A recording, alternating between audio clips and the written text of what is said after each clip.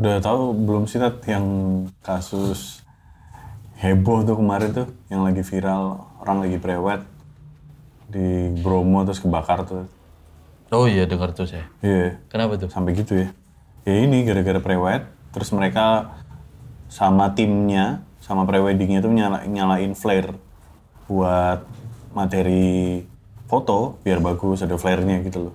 Nah flare-nya itu kena mungkin ada satu yang memantik di rumput karena juga pas lagi kering. Ya udah tuh kebakar sampai semua sampai berapa 40% ya kayaknya salah di situ ya sampai ditutup. Padahal itu kan ini ya, masuknya cagar budaya juga ya. Iya, cagar budaya juga. Kok cagar Gara-gara budaya, cagar prewed alam. gitu. Hah? Cagar alam. Cagar alam. budaya. Iya, iya. Gara-gara prewed. Mirip foto prewed gitu menyebabkan kebakaran hebat di kawasan Gunung Bromo. Dan memang saat ini emang udah dibuka sih, Bromo-nya udah dibuka lagi. Tapi pakai pun itu kayak udah dibatasin, pembeliannya juga harus online. Gitu. Ya dari mereka juga sudah minta maaf, terus yang kena malah yang ini, yang Iya. Organize-nya. iya organize-nya yang buat konsepnya kena ya. Maksudnya kayak tidak menyangka gitu loh. Dari ingin bahagia, mau menikah, namanya juga prewed kan pasti seneng-seneng ya. Pokoknya seneng, udah mau mendekati hari H, mungkin paling sebulan lagi itu kan ya udah bakal nikah, nanti fotonya ditaruh di acara weddingnya. Ada kejadian seperti ini, ya kasihan sih. Mungkin Maksudnya aku udah kebayang kayak kagetnya. Mental ya. Mental mungkin awalnya kayak masih kecil, se-Indonesia. Di bahasa itu Indonesia. dihujat tuh se-Indonesia. Iya. Plus sampai ke kepolisian, akhirnya jadi benar-benar jadi serius kan. Iya. Yang harusnya senang-senang jadi malah petaka ya. Ya amit-amit lah. Maksudnya kalau ada yang menikah dengan persiapan yang sebegitu matangnya sampai jadi masalah itu ya jangan sampai. Tapi untuk prewed kalau di ta'aruf online Indonesia itu menyediakan prewed ya kayak tata kita ya. Enggak. Oh nggak ada jasa ya. Sebenarnya kalau kita ngadain ada jasa prewed itu lumayan loh duitnya pastinya di TOI. Misal ada user masuk nih ke kita nih ya kan. Misal ada katakanlah ada 100 user yang mau menikah di bulan ini. Ya udah kita sodorin aja proposal untuk prewedding. Kita koordinir semuanya tuh. Ya mungkin pasti nanti nggak pakai flare ya, cuma nanti kita bisa ke Tawangmangu, apa ke Kota Lama, ya kan, kayak gitu. Konsep ya, ala-ala ya. Konsep kita konsepin, kayak gitu Tat. Itu pasti kita lebih cuan tuh Ya, di aplikasi. enggak. Mau nggak? Enggak. Udah kenapa?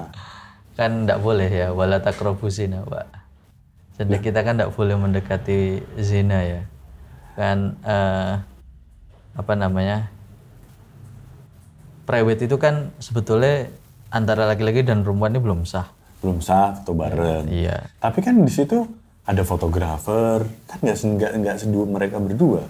Tapi kan harus ada orang ketiga, orang keempat, belum ada orang lighting dan lain-lain. Itu di tempat umum, Tat. Ya kan ada hukum bersentuhan dengan mahram. Kan enggak boleh. Oh iya. Yang bersentuhan dengan orang yang bukan mahram. Itu nggak boleh.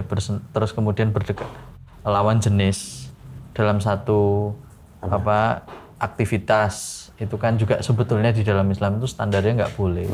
Dalam satu aktivitas yang tidak diperlukan. Nah, ini kan mau menikah, besok kan jadi suami istri. Ya tunggu besok lah. Tunggu akad dulu. Yang menjadikan seseorang itu halal atau haram itu kan akad. Ya jadi kalau belum akad ya mau dilakukan apapun alasannya ya haram. Kalau misal tapi prewed kan yang megang tuh nggak boleh, tapi kalau nggak megang boleh nggak? Misalnya fotonya asli terpisah gitu ya, terus diedit digital supaya bisa. Ya mungkin salah satunya gitu. Oke. Salah satunya gitu atau ya fotonya bareng, tapi memang nggak pegangan tangan, nggak peluk-pelukan, apalagi yang nggak ada kissing-kissing. Yang para prewed ada tuh yang kissing-kissing. Gak ada pegangan tangan gitu, ya foto berdua aja, duduk kayak misal. Konsepnya saling lihat gini, tapi ada jaraknya gitu kayak. Iya, misal konsepnya di kantor, konsepnya atau di coffee shop gitu lagi ngopi berdua gitu. Ya nggak bisa. Kenapa? Ya karena itu sudah mendekati persoalan yang memang nggak boleh ya. Contohnya begini. Tapi kan itu di tempat umum. Enggak dong, itu kan sebetulnya ruang khusus. Maksudnya konsepnya di coffee shop nih atau di tempat yang sering itu kan kota lama tuh. Ya Kota tapi lama. kan pasti tempatnya di booking. Bukan kota lama misal. Enggak. Misal nggak di booking gimana? Ya tetap mereka kan kena hukum ininya, ikhtilatnya. Ikhtilatnya. Ya, ikhtilat. Ikhtilat itu campur. Oke. Laki-laki yang perempuannya bukan mahram itu bercampur pada satu keadaan. Sekarang Kalau pertanyaannya, misal di konsepnya di jalan raya, ya sama aja. Sebetulnya gini, ikhtilat itu tetap melekat pada situasi di mana adanya laki-laki dan perempuan bukan mahram di satu tempat. Itu namanya tetap disebut ikhtilat. Cuman ada ikhtilat yang diperbolehkan, ada ikhtilat yang tidak boleh. kalau tadi masuk ikhtilat yang tidak diperbolehkan. Yang tidak diperbolehkan. Yang dibolehkan itu ketika misalnya 3 itu loh. Pendidikan, kesehatan. Oh, yang itu ya, kesehatan, muamalah. pendidikan, Muamalah. muamalah. Ya, sebetulnya muamalah mungkin masuknya. Bisa nggak sih itu masuknya muamalah? ya nggak bisa toh. Nggak bisa karena gini, muamalah itu contoh. Muamalah itu kayak bersosialisasi. Enggak, karena kan ada bukan bersosialisasi. Kalau itu beda lagi. Ya beramalah itu bersosialisasi. Iya kan, bener. Tapi kan beda. Laki-laki dan perempuan ini kan punya maksud yang bukan hanya persoalan sosialisasi. Iya. Ya, kan ada persoalan love language. Iya dong. Iya dong. Orang masa prewed nggak pakai love language.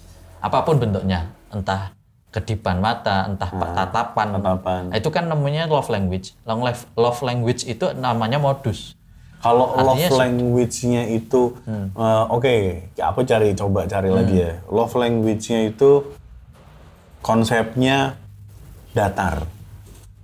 Jadi kan ada tuh konsepnya dia diem. Emang konsepnya gimana ya, yang estetik diem gitu loh, ya gitu. Tapi kan sejak awal mereka sudah niat untuk bikin foto kayak gitu. Prewed, oke. Foto yang digunakan untuk ya ini tandanya hubungan mereka atau sebentar lagi mereka mau meresmikan atau apalah intinya. Kalau pun foto dipisah, Gimana? kalau foto yang dipisah yang tadi Anton bilang tuh, Diedit itu. sendiri terus diedit mas. Ya bisa aja itu. Itu bisa ya? Tidak ada masalah. Kalau itu nggak apa-apa. Ya kan mungkin untuk kebutuhan waktu foto yang di display Waktu di biasanya kan resepsi kan di gedung. Iya, resepsi. Mau di display tapi itu diedit itu ya. Iya. Ditempelin. Ya enggak ada masalah. Oh berarti gitu Tapi ya, diberitahu. solusinya. Siapa yang diberitahu? Fotonya maksudnya dikasih caption kecil mungkin tulisan bahwa foto ini adalah editan. Maksudnya supaya orang tidak berpikir bahwa mereka berdua itu melakukan private benar-benar nempel. Wah, fotonya gimana tuh? Ini ada figura. Karena terus kertas dikasih. aja kecil. Kertas kecil. Foto ini Foto ini diambil secara terpisah. Dan diedit oleh profesional. Ini adalah foto editing ya. Iya, jadi orang tahu kalau itu diedit. Dan mereka fotonya terpisah. Nah, terus kan kalau kadang-kadang ngedit bisa sangat realis seolah-olah mereka fotonya memang bareng. Nah, itu harus diberikan informasi bahwa foto itu memang diambil sebelum prewed, tapi foto itu mengalami proses editing. Oh, kalau kayak gitu nggak apa-apa tuh? Ya, sebetulnya kurang ma'ruf, tapi itu lebih baik lah. Kalau memang dibutuhkan Itu paling untuk super minim tuh ya? Iya, karena ada kebutuhan untuk display di pernikahannya. Oke, sama halnya kalau itu mau foto, tapi bagaimana dengan video? Sama aja? Sama. Misal video juga sama nih, take-nya masing-masing sendiri di studio sendiri, dia pulang, keesokan harinya mungkin yang cowoknya yang take gitu. Terus? Ya terus diedit bareng. Diedit bareng? Kan misal di dalam studio. Sama aja. Sama. Yang penting diberi penjelasan bahwa foto itu dilakukan mungkin dikasih secara disclaimer terpisah. dulu ya. Iya. Supaya orang yang menonton itu tidak serta-merta nanti menirunya. Oh, meniru itu maksudnya, oh entuk toh. Gitu. Oh, boleh. Ternyata boleh tak. Tidak gitu. menginspirasi. Ya, kan takutnya salah paham bahwa itu diambil secara bersamaan. Oke, takutnya jadi fitnah ya. Jadi akhirnya orang meniru. Oke. Tapi bisa saja tadi dengan disclaimer itu justru orang juga akan meniru, tapi caranya syar'i begitu. Oke. Tapi itu meminimalisir saja ya. Itu meminimalisir walaupun sebetulnya. Tapi idealnya enggak. Idealnya enggak. Karena gini, karena sebetulnya kita kembali dulu ke persoalan kebutuhan daripada dokumentasi. Oke. Dokumentasi itu kan sebetulnya bisa diambil pasca juga. Yang dimana keadaannya jauh lebih baik lah. Ya. Nggak ada kontroversinya, nggak ada debatnya. Nah, kenapa nggak ngambil yang ketika sudah akad aja? Malah sudah pakai dress mungkin. Itu mungkin disebutnya kan kalau zaman sekarang ada tuh Post wedding. post wedding Iya. di WO kan sudah mengadakan. Tapi kan itu nggak bisa di-display saat mereka melakukan resepsi. Jadi konsepnya dibalik tuh. Sebetulnya kan gini ya, itu kan tergantung konsep aja sih. Iya, Itu kan konsep aja. Karena kita itu terbiasa dengan umumnya masyarakat. iya. Kita nggak berani untuk memulai sesuatu sendiri. Misal nih, bisa aja kan foto cowoknya sendiri, foto ceweknya sendiri, terus dipajang di tempat nikahannya. Iya. Tapi fotonya di hutan itu misalnya. Iya, Hutan yang sama di hari yang berbeda. Iya. Karena satu-satu atau jam yang berbeda. iya. Fotonya terpisah. Tapi nggak perlu digabungin. Kan nggak perlu digabungin. Itu kan konsep. Nggak ada masalah kan foto sendiri-sendiri. Iya. Tapi pakai dress, mau nikahnya misalkan dress kan biasanya kan pakai foto gitu. Ya kan nggak kayak orang-orang lah. Akhirnya kan sebetulnya motifnya Karena sudah kelihatan. stereotipnya dari orang-orang, Iya. inspirasinya. Iya.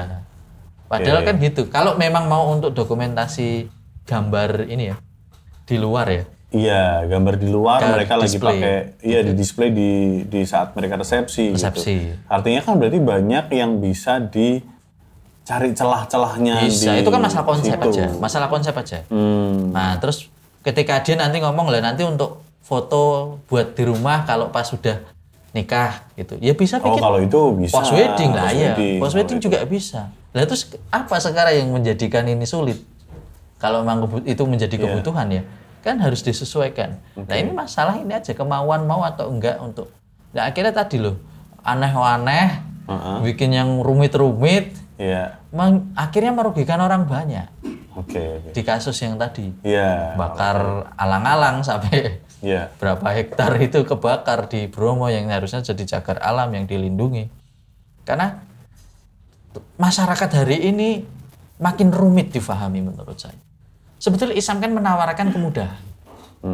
Tapi kita itu atraksinya luar biasa karena yang dilihat, yang dicontoh bukan dari Islam. Karena ingin memberikan yang terbaik kali Tat. Itu. Maksudnya apakah dengan konsep seperti tadi tidak terbaik? Yang mana? Yang dipisah tadi, terpisah atau kemudian apa itu tidak baik? Kan pasti tidak bisa bilang tidak baik. Karena Iya. cuma dia kan bilang ya nggak kayak orang-orang aja. Nggak kayak biasanya.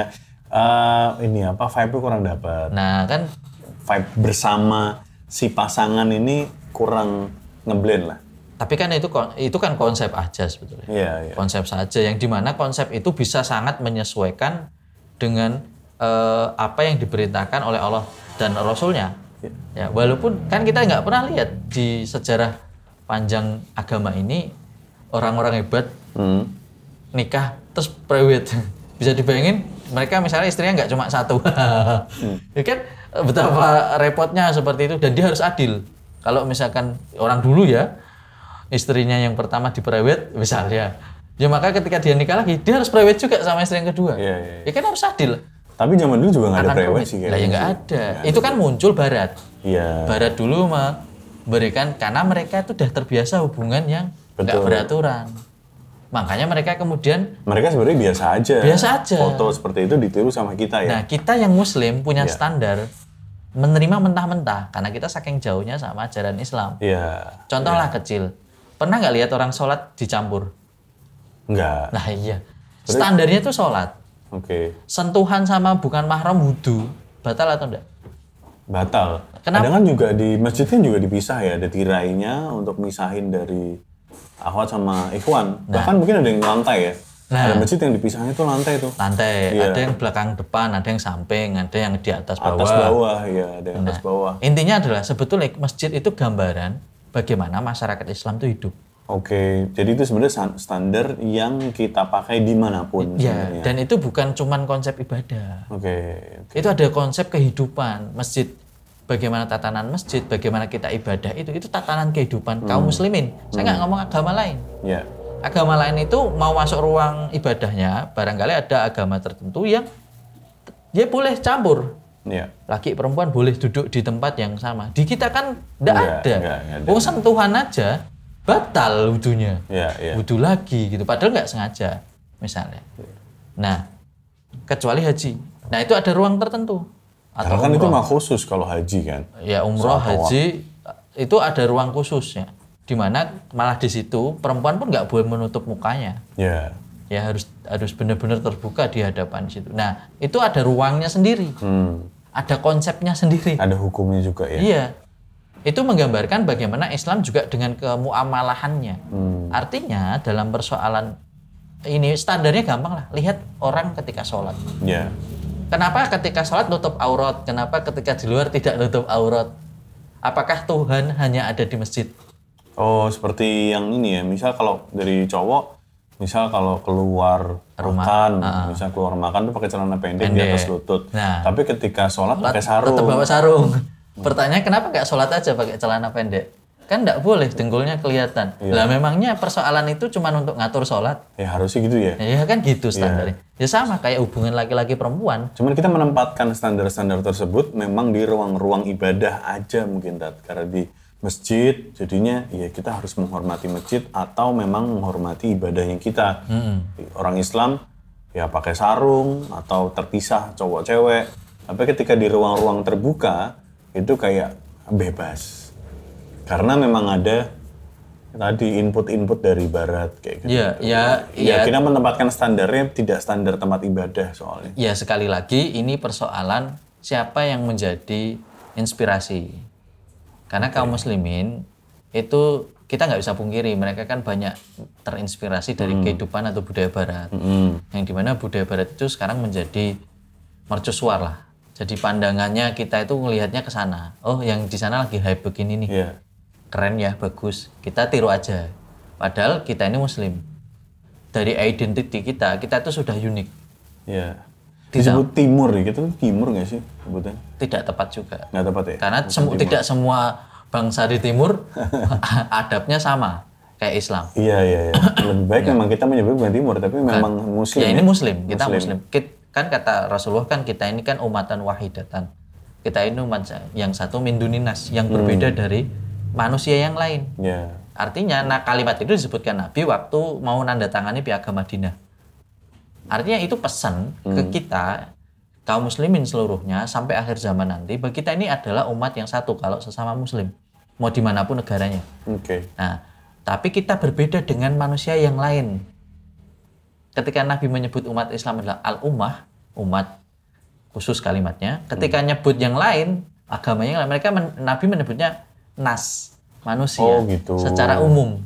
Oke. Ya. Makanya ada ya ayyuhalladzina amanu sama ya ayyuhan nas. Itu beda seruannya. Bobotnya beda. Ya ayyuhan nas itu manusia pada umumnya. Kalau disebut umat itu adalah muslim, kalau nas ya manusia ya. Manusia umumnya. Okay. Nah, kalau di bahasa Al-Qur'annya udah beda itu. Iya, ya ayyuhalladzina amanu. Yeah. Orang beriman. Yeah. Nah, itu untuk nyebut ibadah. Tapi untuk menyebut muamalah, nyebutnya ya ayyuhan nas. Gitu kan. Menyebut kejujuran, menyebut integritas itu menyebutnya nas. Semua manusia harus melakukan itu. Tapi ketika menyebut secara spesifik gitu, orang beriman itu berkaitan dengan ketika kamu kerjakan itu, kamu tuh tidak hanya mendapatkan benefit atau value-value duniawi, tapi kamu juga mendapatkan pahala di sisi Tuhanmu ketika kamu memenuhi seruan itu. Jadi ada special atau satu tingkatan yang berbeda dengan konsep-konsep yang lain, gaya hidup yang lain. Sehingga ketika kita disebutkan jangan mendekati zina, jangan holwat, itu kan ketika seruan itu seruan untuk orang beriman. Artinya memang tidak ditujukan untuk semua manusia. Aku tadi coba tak nanya. Tadi kan aku tertrigger, kita mencari pahala ya. Nah ini pertanyaannya clear nih. Apakah dengan prewed itu dosa? Dosa nggak prewed? Tergantung ini. Ya sebetulnya secara asal dosa. Secara asal dosa. Secara asal prewed dosa. Nanti bobot dosanya bisa sesuai dengan konsepnya. Bobot dosanya bisa berbeda sesuai konsepnya. Misal ada yang tadi kan minimalis nih. Yang nggak saling lihat-lihat dosa tapi kecil. Karena nggak sentuhan langsung, nggak dosa tapi mungkin nggak seberapa dibanding yang konsepnya terbuka. Atau mungkin ada pelukan kan, ada konsep pelukan, ciuman. Ciuman juga ada itu. Ada, iya. Ada yang pakai bajunya, maaf ya, seksi misalkan, atau kan sesuai konsepnya. Iya. Ya kan misal konsepnya gotik ya, seperti itu atau goyang itik. Atau konsepnya adalah western yang kemudian pakaiannya minim misalnya. Muslim ini party Muslim, konsep padahal party. Muslim. Ya, nggak berhijab pasti. Oke. Atau bahkan ada yang ketika sehari-hari berhijab, ketika khusus untuk foto private nggak hijaban. Nggak pakai hijab. Ada. Ada yang kali ya. Ada. Nah, pertanyaan saya, itu salah nggak gitu? Iya, kalau itu udah salah ya. Udah salah. Nah, berarti dia ngikuti dosanya besarannya atau bobotnya mengikuti konsepnya. Mengikuti bobotnya, Seberapa. tapi hukum asalnya ya private tetap dosa. Oke. Tapi bobotnya beda-beda tuh. Wow. Tergantung campurannya kayak Iya, apa nih, iya, konsepnya kayak apa. Jadi semakin ekstrim tadi, gaya-gayanya semakin ekstrim, apalagi sampai yang ada buka hijab, harus hanya untuk private buka hijab, biar ya foto sekali seumur hidup. Oh, justru malah seumur hidup itu ya? Lah itu makanya kan jadi dosa nantinya investasi. Nah, dosa investasi berarti nanti foto itu akan jadi dosa jariah? Iya. Wow. Kalau Akan dilihat terus dong ya, berarti? iya dilihat terus oleh, kalau di rumah sih dilihat pasangannya it's okay, tapi kan orang ngapain orang foto private cuma dipajang di dalam kamar, Karena kan pajangnya nanti di... ruang tamu, Iya. di ruang yang bisa dilihat orang berkunjung ke rumah lah. Iya. Untuk sebagai tanda, oh mereka itu kawinan dulu, sebelum nikah ada private-nya, konsepnya begitu ya. Kan pas selalu orang tuh fitrah manusia selalu ingin menunjukkan. Tapi siapa tahu kan nanti ada berubah, misal oh ini kayaknya salah nih gara-gara dengerin podcast Ceramah. ini akhirnya ditaruh di kamar. Ada, kan ya siapa itu tahu it's okay, tidak ada masalah. Di kamar tuh tidak ada masalah. Kalau apa yang sudah berlalu ya sudah. Oke. Mungkin belum belajar. Mungkin belum tahu ya. Belum tahu. Untuk kepepet. Ya udahlah kemarin. Atau ya tadi ngikutin, karena ngikuti kebanyakan orang. Wah, orang-orang pada gini yuk. Orang-orang kalau mau nikah kan harus begini dulu. Ngikut aja. Tapi kalau itu kan lebih ke kita sebagai calonnya ya. Nah, bagaimana dengan fotografer atau videografernya Oh, ya mereka kena atau WO-nya? dosa. Kena dosa juga. Karena mereka memperakasai, mereka menyediakan kan semua. Wah. Kan ila wasilatul haram. Gimana? Ya segala yang yang menjadi wasilah keharaman, fasilitator keharaman, maka haram. Oke, karena dia sebagai fasilitator Ya, haraman. keharaman kan. Jadi Sebagaimana mungkin kayak toko yang menjual miras ya. ya mau yang beliin, mau yang ngasih iuran, tetap dosa. Mau yang jaga tempatnya, satpam yang jaga dosa. Misal dia magang tapi Dosa. dapat prewed, dosa ya. Dosa. Karena Karena dia pegawai tapi dapat dari bosnya tugasnya ini adalah hari ini ada prewed nih jadwalnya. dosa. Oh, kasihan juga. Iya. Dosa semuanya. Yang mendukung keharaman haram hukumnya. Sampai dari prosesnya, bahkan dari foto, editing, post produksi sampai dikeluarin, nyetak ya haram. Oke. Nggak boleh. Semuanya tuh. Semuanya. Nah, si fotografer atau pelaku-pelaku ini dapat jariah juga nggak dosanya? Tergantung. Kalau itu dijadikan portofolio dan digunakan untuk menggait klien-klien yang lain ya bisa saja. Iya, kan kadang jadi portofolio malah nih kalau fotonya bagus ya. Ya kan nggak boleh.